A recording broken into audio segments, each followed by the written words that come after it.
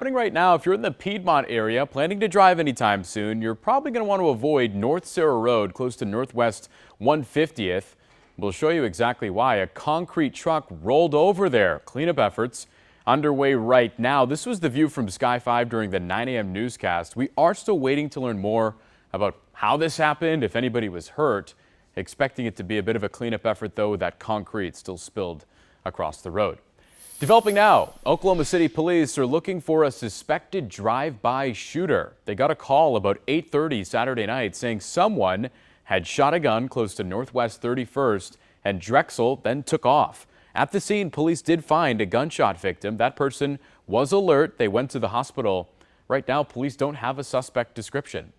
Also developing now, a woman is recovering in the hospital after police say her husband shot her 5 times. Guthrie police say a neighbor heard the couple arguing and saw the husband punch her. Then the neighbor called 911 because they heard gunshots. Police and SWAT showed up. The wife was taken into an ambulance, but that man stayed inside the home for a 45-minute standoff. He was eventually arrested. He has been booked in the Logan County Jail. Well, severe weather moved across the state late Saturday. Our KOCO crews were out tracking the storms, as we always do. Storm chaser Nick Smith capturing this video of hail coming down in Pauls Valley just before 11. Saturday night, the nocturnal camera turned on. You can see the hail and the lightning flashes there in the background. Also, take a look at this. Field meteorologist Michael Armstrong out in First Alert Storm Command tracking the storms as well. He showed us some of the power flashes and lightning that was happening close to El Reno. Also, chaser Shane Helton captured this video of heavy rain that was falling in Noble County. You can barely see the road just because of how much rain was coming down there. And the viewers also getting in on it. They sent us pictures of some of the hail they saw in their area. Look at some of these pictures, as large as tennis balls in some spots. Please remember, if you ever have any pictures of storm damage or hail, it really helps us tell the story. You can send that to the email that you have there at the bottom of the screen, newstips@koco.com. All right, tomorrow is Election Day, and we are getting you ready. On the ballot, the final race for Edmond's mayor and city council seats here in Oklahoma City. The mayoral race in Edmond is the result of a runoff from February elections where the candidates were only separated by just 45 votes. Real close race. Mark Nash got 34.89% of votes. Tom Robbins right behind him, 34.25%. Robbins is a former city council member, and Nash has lived in Edmond and has a financial background.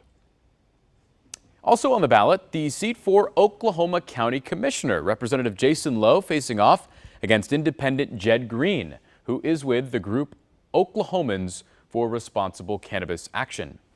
And Oklahoma City residents also going to be voting for Ward 7 City Council seat. Voters across the state also making school board decisions. A lot on the ballot. Several school leadership positions in Piedmont, Norman, Wellston, and other towns. Polls opening tomorrow at 7 in the morning. All right, happening today, a First Alert traffic warning. Want you to be the first to know about a big construction project in a heavily traveled area. This could have big impacts along I-40 close to Tinker Air Force Base. KOCO's Audrey Goodson joining us near I-40 in Douglas with where the construction's happening and the best way to avoid it.